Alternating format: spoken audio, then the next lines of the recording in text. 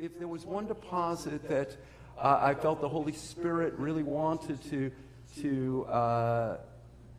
do through me, was to leave you, in the words of Hebrews, with strong encouragement, with great encouragement, that you would feel a little lighter, that like, okay, God has given me some resource. And in the words of 1 Peter that we read this morning, that you would feel like you were born again to a living hope through the resurrection of Jesus Christ from the dead. So the first evening we talked about the resource of building community and preaching community. And pastors, you can do that. Every one of you who is a pastor can build community, and you can preach community. That's something that is near to you. It's not a reach. It's not far away.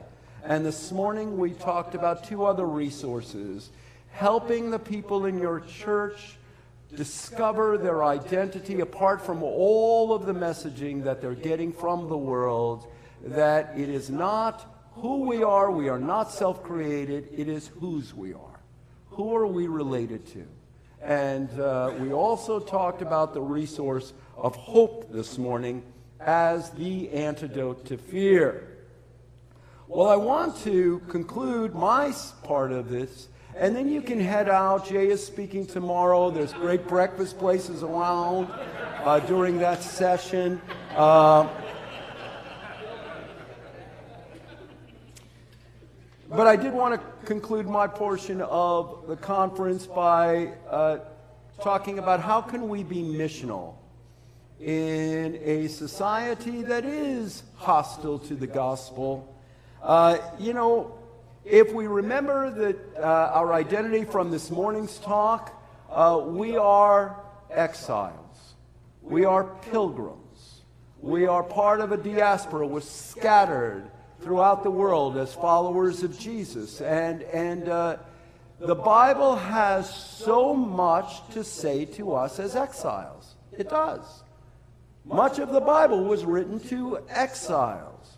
We have the prophetic literature of Jeremiah and Ezekiel and Daniel regarding, them speaking to exiles. We have post-exilic literature like Nehemiah and Ezra and Esther. And so quite a bit of the Bible is devoted to people who are living outside of their homelands. And this evening what I want to do is just dip a little bit into the book of Daniel in finishing these three talks. And for those of you who don't store this kind of information in your brain, there were three successive invasions of the promised land by Babylon under Nebuchadnezzar. There was a first invasion in 605 BC. There's a second one in 597. And finally, Jerusalem was not only laid siege to, but it's leveled. The temple was destroyed in 586 BC. And here's what we read. So if you want to follow along on your phone, or if you have a Bible, here's what we read in Daniel chapter 1, beginning in verse 1. In the 3rd year of the reign of Jehoiakim, king of Judah, Nebuchadnezzar, king of Babylon, came to Jerusalem and besieged it. And the Lord delivered Jehoiakim, king of Judah, into his hand, along with some of the articles from the temple of God. These he carried off to the temple of his God in Babylonia and put in the treasure house of his God. And then we read that what Nebuchadnezzar's tactic was to take the best and the brightest youth. He carried off the professional class and brought them to Babylon. And we see this in verses 3 to 5. Then the king ordered Ashpenaz, chief of his court officials, to bring into the king's service some of the Israelites from the royal family and the nobility, young men without any physical defects, handsome, showing aptitude for every kind of learning, well-informed, quick to understand, and qualified to serve in the king's palace. He was to teach them the language and literature of the Babylonians. The king assigned them a daily amount of food and wine from the king's table. They were to be trained for 3 years, and after that, they were to enter the king's service. And so, when we consider how to destroy a culture, what we observe in these verses is that Babylon was employing the means of cultural destruction and spiritual destruction that every post-Babylonian culture is used. The features of Babylon work their way into every single anti-God culture, right? Babylon is the symbol of every anti-God culture that's ever been. And what is that approach? It is to destroy the culture that's being dominated, to assimilate those folks into the majority culture. So that's what whites did to Native Americans, right? We refused to allow Native Americans to speak their own language. We pulled them into schools dominated by whites, many of them with the intention, not mean but wrong-headed, that we're going to teach these folks Christianity in a compelled way, and we're going to change people's names. That's what Russia under during the Soviet era did in Central Asia. And that's what Babylon did to the nation of Judah. It tried to destroy this monotheistic culture by assimilating the best and the brightest into Babylonian culture, teaching them Babylonian language and literature and ways of thinking. And so Daniel gets carried into Babylon. And what do we do when we find ourselves in a culture like 2023 America on the East Coast? We find ourselves in a culture that really is trying to change us. And not only us as pastors, but it's shaping the people in our church. It's filling people's minds with alternatives to finding identity in Christ concerning whose we are. It's giving people false hopes and filling folks' minds with the way that we're going to go forward is to go backward. It's teaching people a sense of nostalgia and that we can fill our lives with consumer goods, and it's affecting our children in really dramatic ways. How do we create congregations that can live in Babylon without becoming of Babylon? Congregations that can thrive and not compromise their faith. How do we assist people to not put their light under a bushel basket, to not just go along to get along? And the question that I'm asking is, how do we live as exiles, as resident aliens? Jews in Jesus' day faced this question.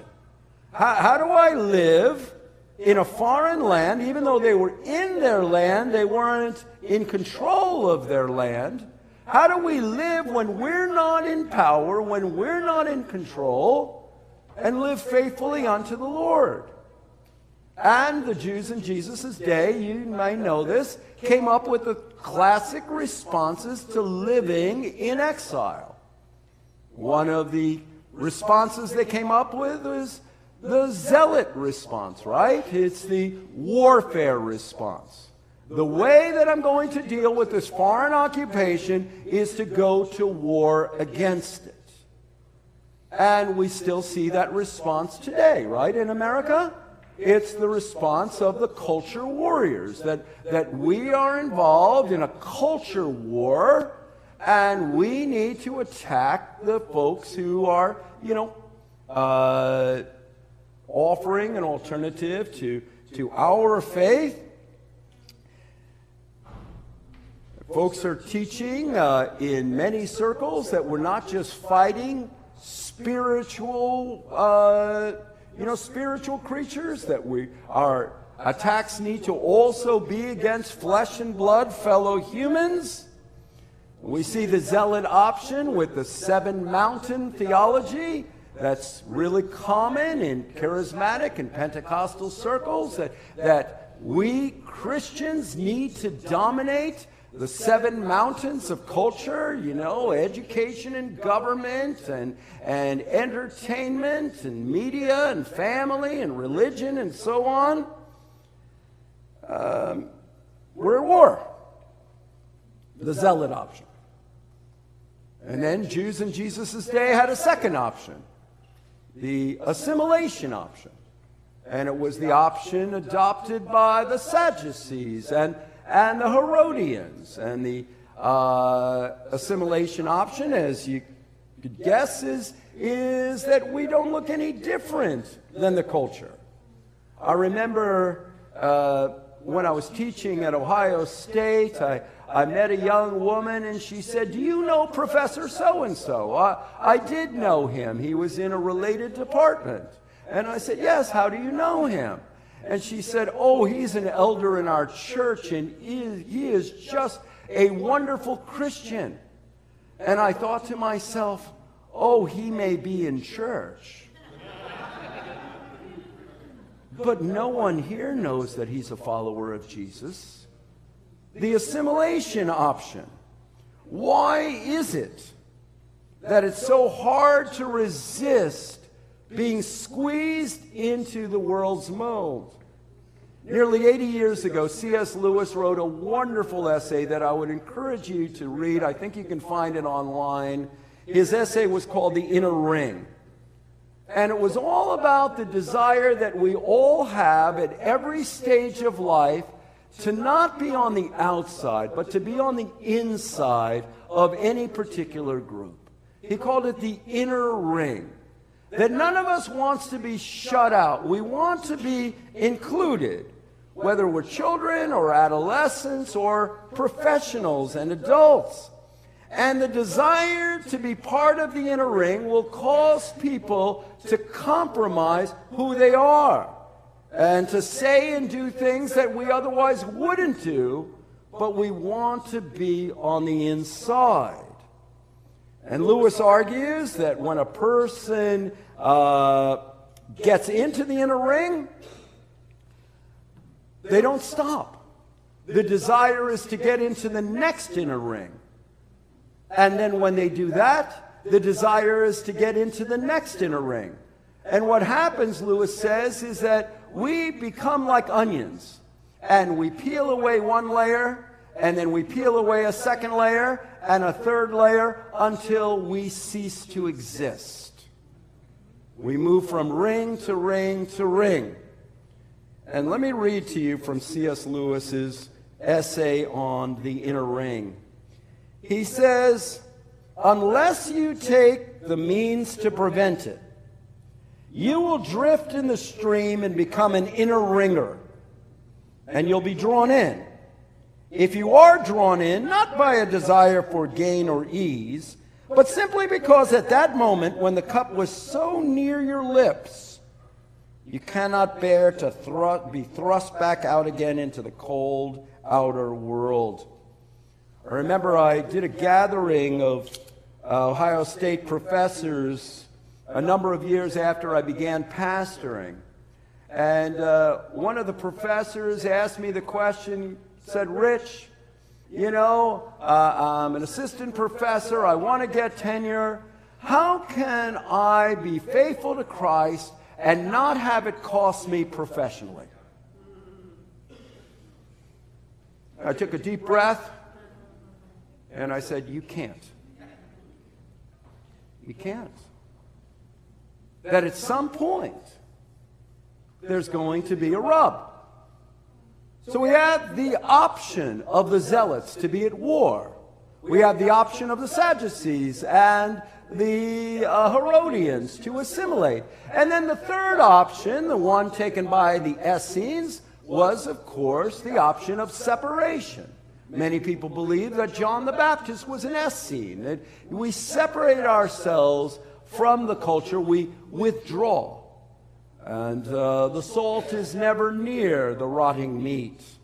The only way to be faithful is to leave, to flee. And that was the option of the Pharisees, of course. The Pharisees comes from the Hebrew word perishim, which means the separated ones. The whole mindset of the Pharisees was, I'm going to live in the society, but I'm going to build around myself a set of rules that will keep me in a kind of hermetically sealed bubble, and I won't be affected or tainted by the larger society. I'm going to withdraw. I'm going to separate. Now, this was the option taken by Jews who went to Babylon. When the first Jews were exiled to Babylon, under that first invasion in 605 BC, some false prophets came along and said, look, here we are in Babylon, but we're not going to live among the Babylonians. Well, we're going to set up a community on the other side of the canal where we can still worship Yahweh. We will be separate. We'll preserve our culture. We'll keep our kids in the faith. And you can read about that in Jeremiah chapter 28. But then the word of the Lord comes to the true prophet, Jeremiah. And the Lord instructs Jeremiah in Jeremiah 29, I want you to write a letter to the exiles. And here's what I want you to say. And you're probably familiar with this text. We actually have it on a stainless steel sign that as you leave our parking lot and people leave church to go back into the city, we have these words on it. Not all of it, but about 3 or 4 of the verses. Jeremiah 29. This is what the Lord Almighty, the God of Israel, says to all those I carried into exile from Jerusalem to Babylon. Build houses and settle down, plant gardens and eat what they produce. Marry and have sons and daughters. Find wives for your sons and give your daughters in marriage, so that they too may have sons and daughters. Increase in number there, do not decrease. Also seek the peace and prosperity of the city to which I have carried you into exile. Pray to the Lord for it, because if it prospers, you too will prosper. Yes, this is what the Lord Almighty, the God of Israel, says. Do not let the prophets and diviners among you deceive you. Do not listen to the dreams you encourage them to have. They are prophesying lies in my name. I have not sent them. He's saying those who are counseling separation are false prophets. Don't listen to them. And how does the prophecy begin? It begins with a line that I think most of us skip over. We want to get to the good part. But it begins with this premise. This is what the Lord Almighty, the God of Israel, says to all those, here's the phrase that we often skip over, that I carried into exile. I carried you to Babylon. I put you in exile. This is the sovereign hand of God.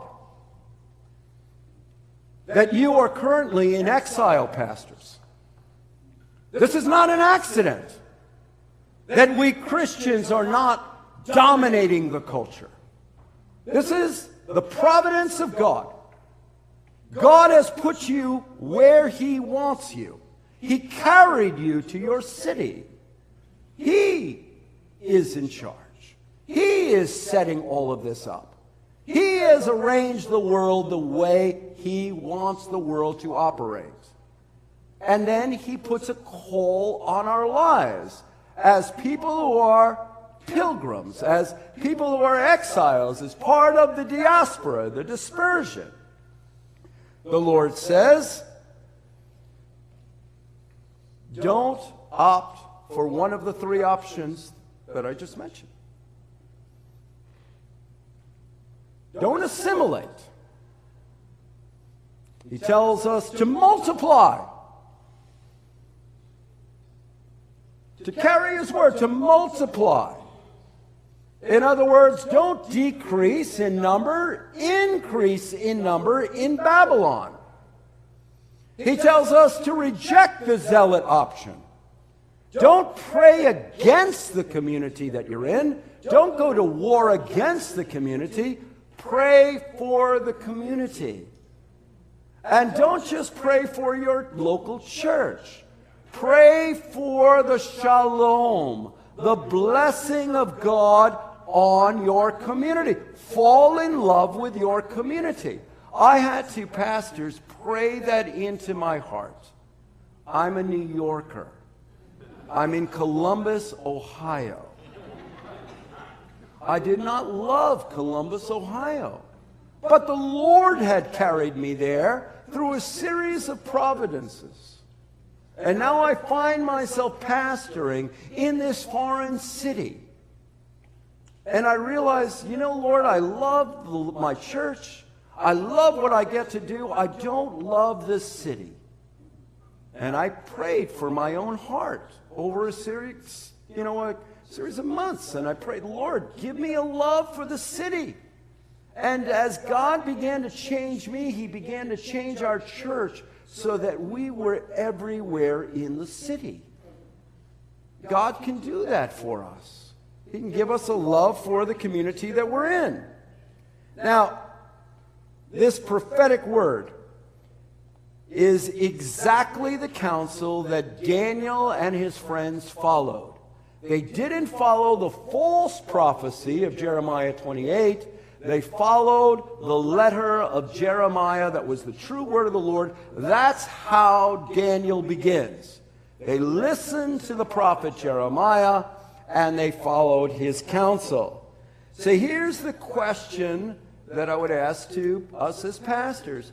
How do we help the people in our churches to excel, to really thrive in Babylon? Daniel and his friends got to the highest positions of government. They studied at the best Babylonian Ivy League universities. We want the salt to penetrate deeply into the culture. We want to be in Babylon, but not of Babylon. How do we create people like that? And what we see in Daniel chapter 1 is a master study of discernment. A master study of discernment. We heard about that in a testimony just a few minutes ago. There literally is no handbook or rule book to show us how to succeed in Babylon without becoming of Babylon. We need wisdom. We need the leadership of the Holy Spirit. But we see Daniel being willing to go along with some Babylonian things and not others. Here's what we read in verses 6 and 7. Among those who were chosen were some from Judah: Daniel, Hananiah, Mishael, and Azariah. The chief officials gave them new names. To Daniel, he gave the name Belteshazzar; to Hananiah, Shadrach; to Mishael, Meshach; and to Azariah, Abednego. They were willing to take on new names.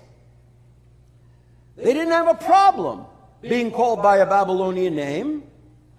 They didn't have a problem getting a great Babylonian education. So they were willing to go along with some features of Babylonian culture. But Daniel wasn't willing to go along with everything that was in Babylon. There were places he drew a line. And here's what we read in verse 9. Now God had caused the official to show favor and compassion to Daniel, but the official told Daniel, I'm afraid of my lord the king, who has assigned your food and drink. Why should he see you looking worse than the other young men your age? The king would have my head because of them. In a moment, I'll tell you why I think Daniel refused to eat the royal food. There's a lot of debate about that, but as an initial matter, I just want to point out one thing, regarding Daniel's refusal to eat the royal food. Because if our people are going to impact the world, they can't be eaten up by the world. And we have to teach our people that there are points in their life that they need to resist. There's got to be enough antibodies in our churches' hearts that they are able to resist where the Lord is telling them to resist conformity. And it takes real discernment. If you're working on Wall Street, where do I resist? If I'm working in a corporation, what policies do I not go along with? If I'm a teacher in a school, where do I draw the line and just go, I'm just not going to do what's being introduced here. I'm not going to do it. I'm not going along. If we're working for a nonprofit, what are the ways of relating to clients that I just won't do because I'm a follower of Jesus? And, if we're police officers, whatever we are, we've got to, as pastors, in discipling our folks, teach people to listen to the Lord, to discern where do we not go along with Babylon. It takes wisdom. It takes the leading of the Spirit. And there are places we need to draw the line. So, how do we figure out when to say no? Even if it costs me my job. Even if I'm shunned by other my employers or other employees. Even if I'm denied professional advancement. If it costs me tenure. If it costs me money. I can't do this because I'm a follower of Jesus. I won't go along here. Tell you a personal story. When I was teaching at Ohio State, I was an editor of a law review, which is kind of a professional journal where scholarly articles are published by other law professors, and I became an editor of this law review. And I got an offer from a public relations firm out of Washington. And this public relations firm said that they had become aware of some of my law journal articles, and they wanted to employ me on a contract basis to write brief articles that they guaranteed would land in the New York Times as editorials or in the Washington Post. They said they would give me the material that I needed to be able to write the articles, and it would take me about 2 or 3 hours an article. And they would pay me $1,500 an article for 2 or 3 hours of work.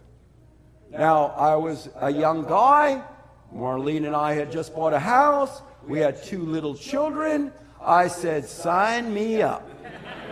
Show me the money. So they sent me the first article. They wanted me to write an opinion piece. They wanted to use my institutional connections with Ohio State, the fact that I had professor next to my name. And the first article they wanted me to write was the commercial free speech rights of cigarette companies. In other words, they wanted me to advocate that the First Amendment protected cigarette companies from being able to advertise in every and all forums, on television, in magazines, and so on. I looked at that first article, and I said, oh no. Oh my.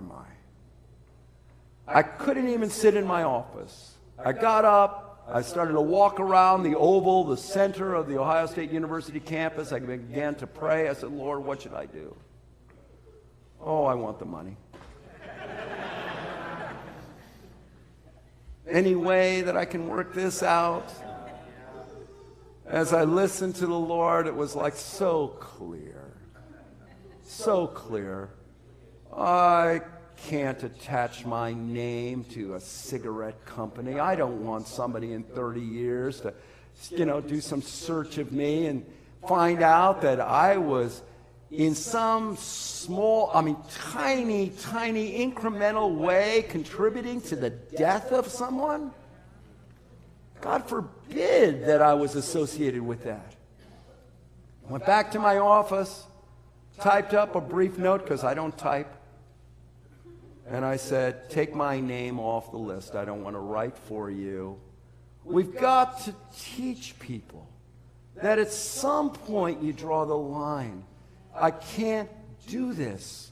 I'm a follower of Jesus. Well,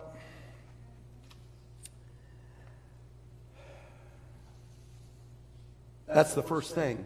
If you're going to live successfully in Babylon, you've got to have a point of resistance. But here's the second thing. If we want to thrive in Babylon as exiles, we have to encourage our people to exercise what we see in Daniel and Daniel's friends, something called convicted civility.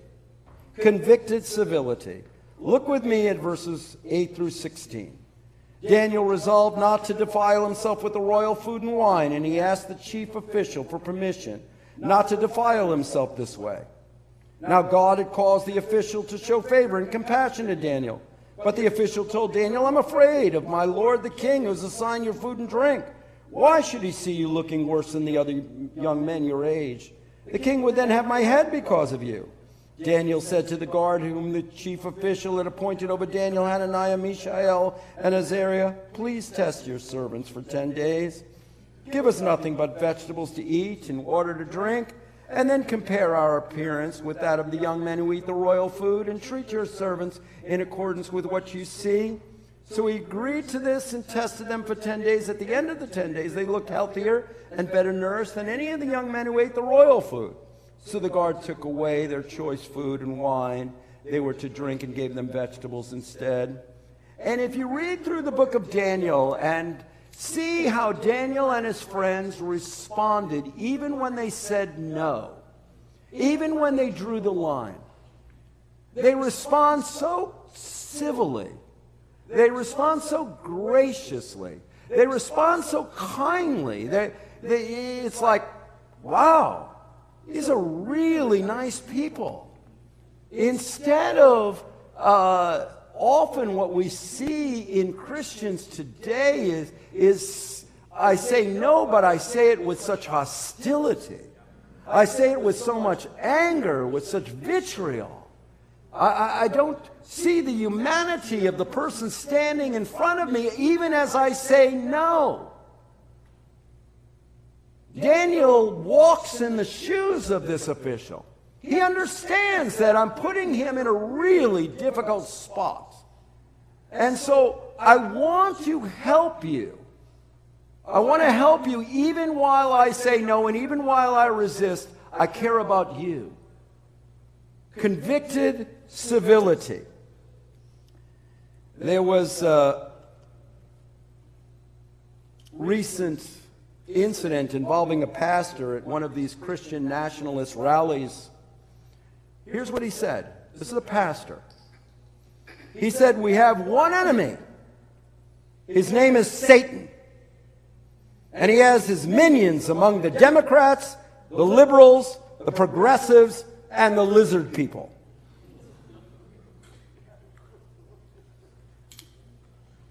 I don't know what he's talking about.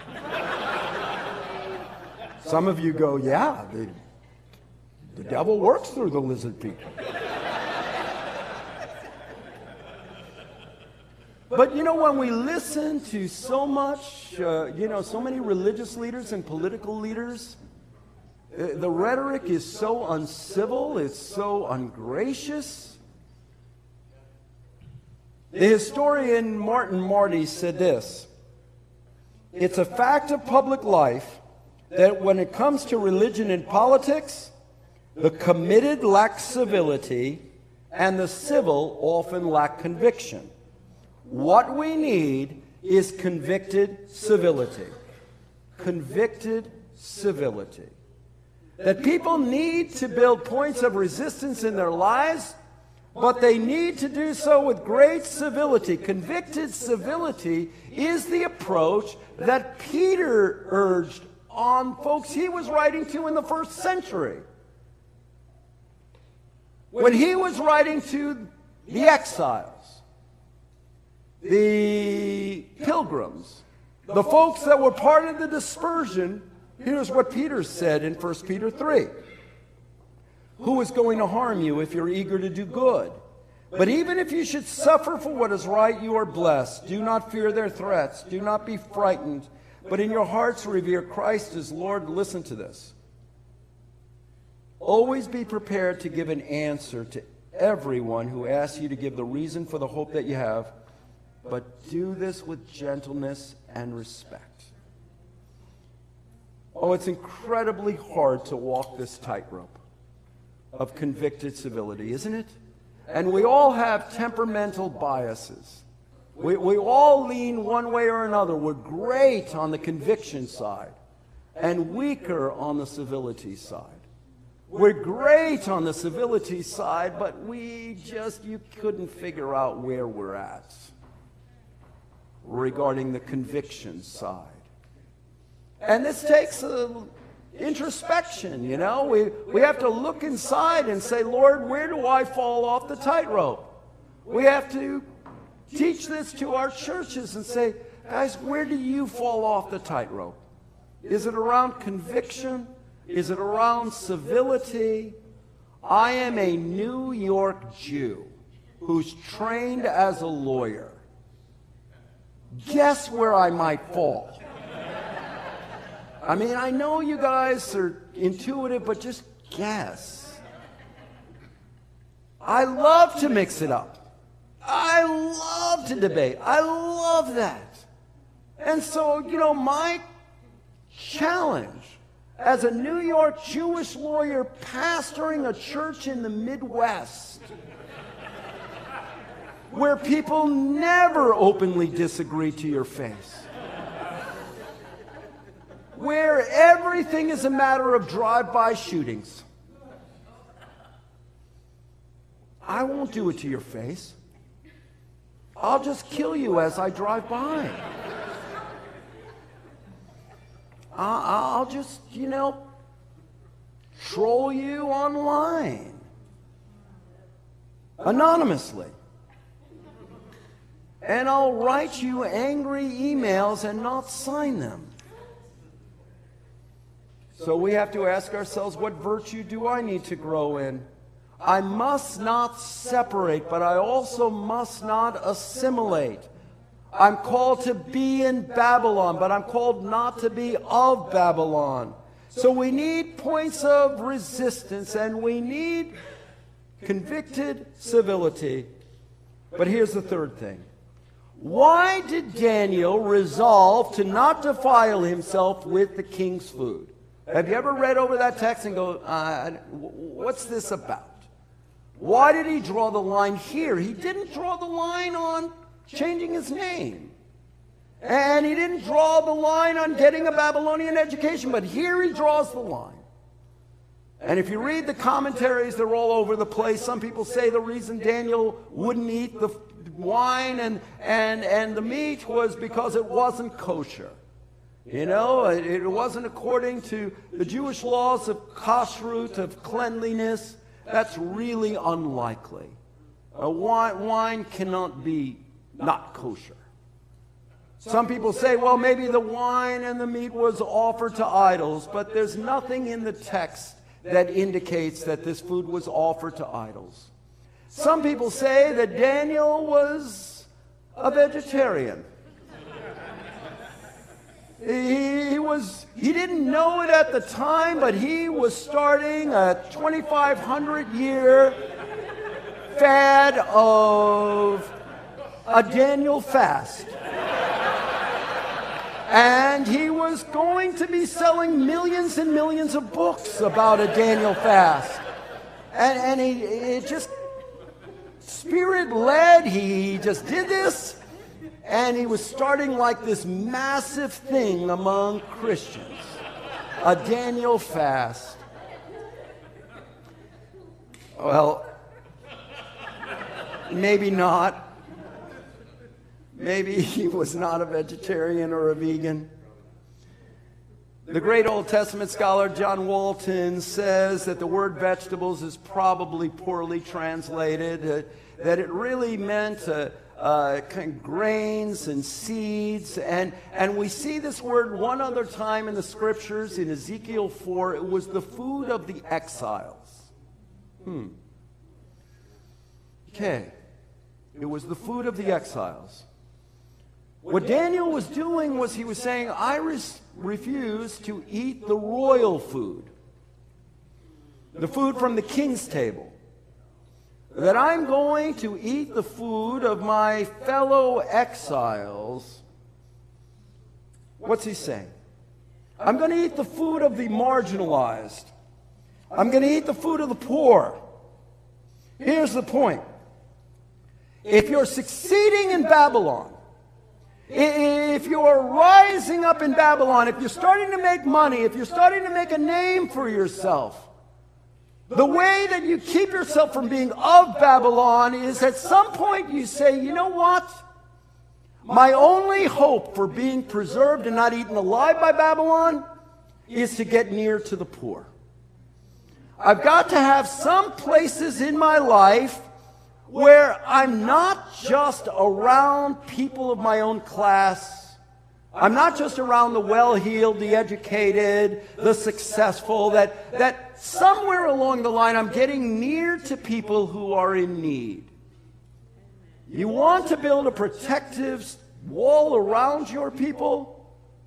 Call folks in your church to make choices to somewhere get near to the poor. Somewhere. Challenge them. You're doing well.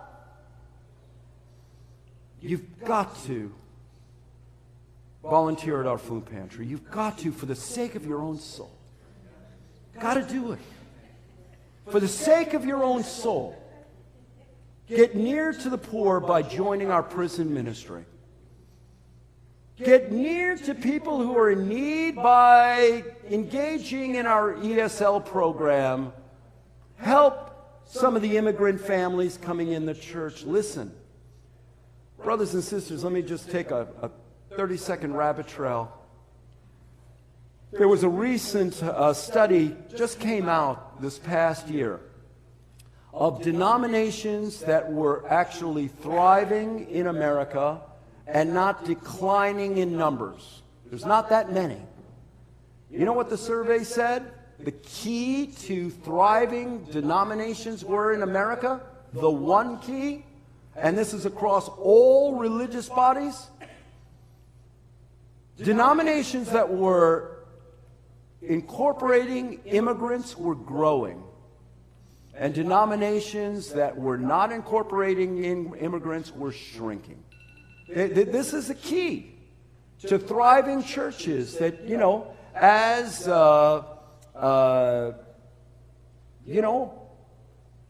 thoughtful pastors who look out at our communities and we say, gosh, I want to reach people for Christ. We've got to get intentional about reaching those who were not born in America. It's really straightforward. Start an ESL program in the church if you aren't doing that right now. All you need is a place, a room, and one person who is willing to meet with some immigrants. The materials are so cheap, you can get them from the government. We started an ESL program at Vineyard Columbus about 17 or 18 years ago. We've had thousands and thousands of people go through the program. One of the reasons that we've been able to keep afloat was because now in our church we have dozens and dozens of different nationalities represented. If in your city you have immigrants, which virtually every little community and every larger city has, be intentional about reaching out. And oh, your heart will change. Your heart will change. I preached at our Spanish language service that we, like other vineyards, call La Viña. We've got 2 different Viña services. And last week, as I was preaching and invited people to come to Christ, this large family came forward. Mom, Dad, Grandma, and 5 children. 8 people in all. They all came forward. I found out later they had just come to Columbus the week before. They had traveled by land from Venezuela and were attacked by narco traffickers along the way. These traffickers put a gun to their children's heads and threatened to kill the kids if they weren't paid a ransom. The family gave all the money they had to be able to settle in America, $14,000 to these narco traffickers. And now they're in America. And this Vineyard congregation is gathered around them. They're helping them. If we want to be in Babylon but not of Babylon, we must get near to those who are in need. And a clear population of folks who are in need are people who are coming in from outside our borders. So we need to build points of resistance. We need to teach people convicted civility. We need to get near the poor and the marginalized.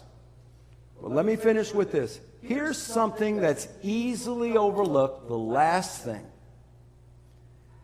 Building communities of faithful Christ followers requires us to spend time in worship. You know, the New Testament analog to the book of Daniel is, of course, the book of Revelation, right? And John, the apocalypse writer, is writing to a group of people that he says is living in Babylon.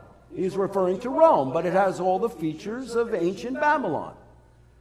And have you ever noticed that in the book of Revelation, on 9 different occasions, before and after the judgments are poured out, John interrupts the scene with a scene of worship. There's these interruptions, these interludes. We're just about to see the judgments, but before that, we're taken into the cosmic throne room. Why does John do that? I said, we're trying to help people to be in Babylon and not of Babylon. 9 times we're interrupted with a song of worship. And vineyard pastors, even we, are tempted to believe that worship is kind of irrelevant in terms of forming a kind of people who can thrive in Babylon. If we were sitting down with a group of smart pastors and we were saying, okay, we want to strategize for creating a thriving church that will be able to survive in our culture, and all these smart pastors were laying out ideas about how we can do that, how we can thrive, and you said, well, you know, I think a major key is we need to worship more. Oh, you can imagine the eye rolls from the intelligent. Oh, come on. Worship? Really? That doesn't sound like strategy. That doesn't sound like, you know, the kind of thing that you know, we would get a consultant to help us with. Why does he interrupt the book with worship? Let me finish with a couple of thoughts. Worship reminds us of who's in charge. Who really is in charge in Babylon? And who's in charge in Babylon is not the MAGA people. And it's not the progressives. Who's in charge in Babylon is not the Democrats. And it's not the Republicans. And it's not Wall Street. And it's not Hollywood. And it's not Elon Musk. And it's not Jeff Bezos or any other billionaire that shoots themselves into space.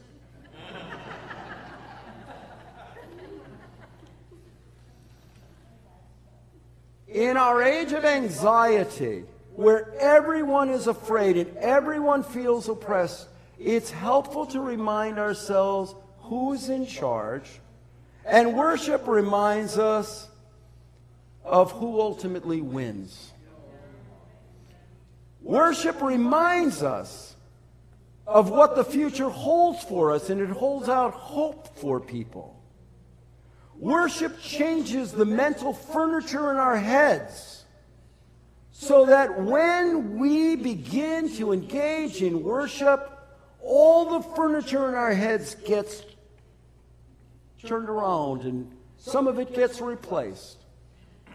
And the mental furniture starts including the 24 elders and myriads of angels and the martyrs and God the Father and the Lamb on the throne and the seven spirits. And when you enter that world, you're then prepared to go back to Babylon. Because I've seen the reality. I've seen the promised land. And now I can deal with this world because I know what's really real and what really will triumph. My heart is full of confidence. We have the resources, brothers and sisters. We do. We have the resource of being able to build community. We can help people to establish their identities because of who they're related to. They don't have to search inside to create an identity. We can help our people to have hope, real hope, confidence, so that they have an anchor for their souls. We can assist people to draw lines and to have points of resistance against the world, and to relate to the larger culture with civility. We can encourage our people to get near to the poor, to the marginalized, to the immigrant, and we can do all of this in the context of what we Vineyard people know better than anyone: worship. We're not people who are trying to create a worship experience. That's not who we are. We are people who worship. We worship the living God. We focus our attention on Him. And we recognize that He's in charge. He's the Lord. Why don't you stand?